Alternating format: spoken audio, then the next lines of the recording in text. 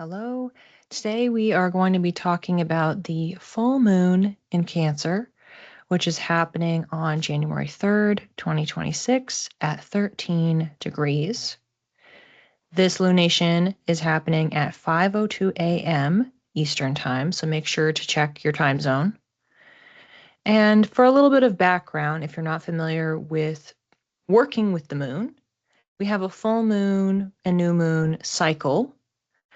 And this can be used for manifestation work. So starting with planting a seed, the beginning at a new moon, and then the culmination, harvesting, completion at the full moon.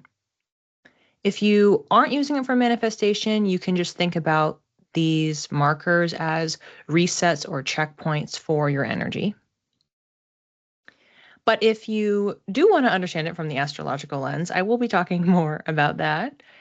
And full moons in particular, when they're happening in Cancer, are pretty significant because the moon rules the sign of Cancer.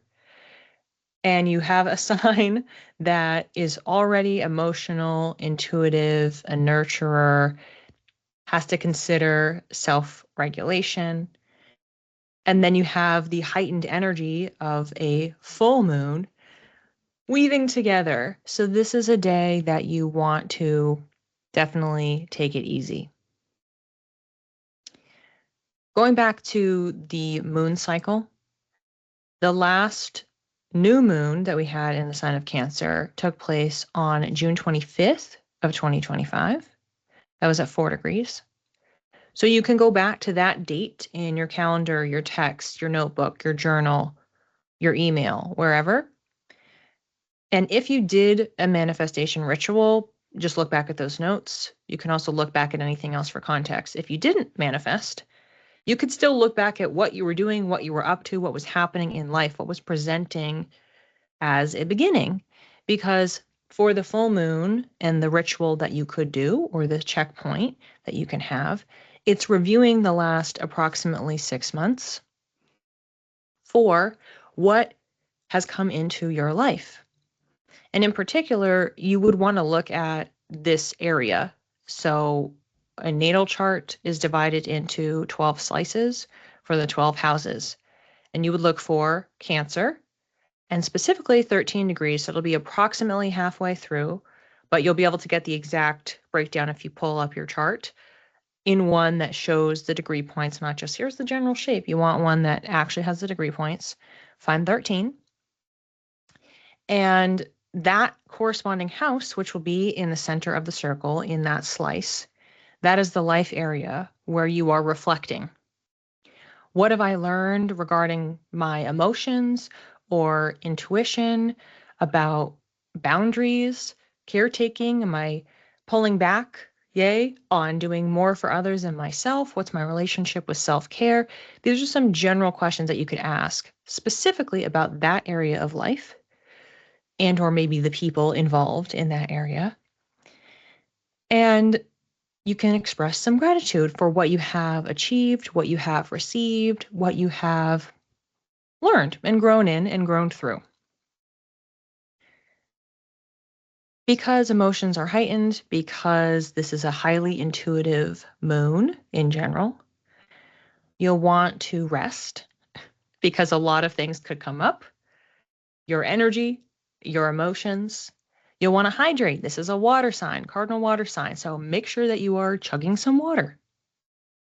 And also pay attention to your dreams and just during your waking day, because you may receive messages or signs from your spirit team through intuition. I've channeled 3 different houses to talk about for the natal chart example. So the first one is the 3rd house. If you have this full moon occurring in your 3rd house, that means there's additional emphasis on your communication. Short distance travel, technology, neighborhood, neighbors, siblings. So anything that's kind of just outside your immediate sphere and person. Have you improved in your communication at all? Have you applied more of a Cancerian touch? Are you talking about your emotions more? Are you thinking about processing, understanding your emotions more, your intuition more? Are you any closer with siblings or neighbors? Are you using technology in a slightly different way that has more boundaries in place? Those are some options. My next example is fifth house. So for fifth house, that contains pleasure, play, childhood / children. So not your ancestry, but the youthful energy. And also dating as well. So it kind of goes in the pleasure piece. So it's not the serious long-term partnerships. That would be seventh house, but it's the flirty, fun energy. So there is a component of you could be interacting with other people there. Okay, so are you spending any more time on hobbies, creative outlets? Have you got back into dating? Have you actually stepped away from dating in order to set a boundary for yourself, to maintain and self-regulate your own energy, your emotions? Are we caretaking in our relationships to a certain extreme? Have we improved in that area? And are we finding joy, fun, and pleasure in actually taking care of ourselves? And then lastly, for the 11th house, that corresponds to friends, networking, and social media. So same thing. What's your dynamic with your friends? What's your dynamic with your network? Are you making new friends that are maybe more into spirituality or talking about their moods, their emotions? Are you noticing any sort of a pattern? Hey, my friends and I keep talking about X, Y, and Z thing, and maybe it's some of these Cancerian themes. Are you stepping away from certain friendships or more friendships because it wasn't mutually beneficial? You were nurturing and nurturing and nurturing, and you weren't receiving anything back, and it was completely depleting you. Have you made any new connections, whether for business or work or personal life? And how is that dynamic going? What can you be grateful for about the new friends or contacts that have entered your life? And then for social media, how's that going? Are you detoxing? Are you finding a shift in your algorithm where you're paying more attention to spiritual modalities or relationship dynamics, interpersonal emotional regulation, anything about your personal ancestry or your childhood, dealing with parents?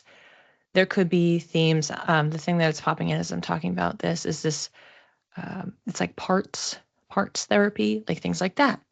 How are you understanding part of your makeup in relation to other people, how you're interacting with others? So, as I mentioned earlier, full moons, opportunity for reflection, reflecting of the light upon us. What have we achieved? How have we grown?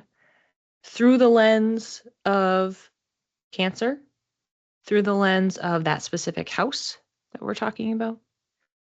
And then making sure that we rest, and pay attention, because this is a highly, highly intuitive lunation, and you never know what's going to come through.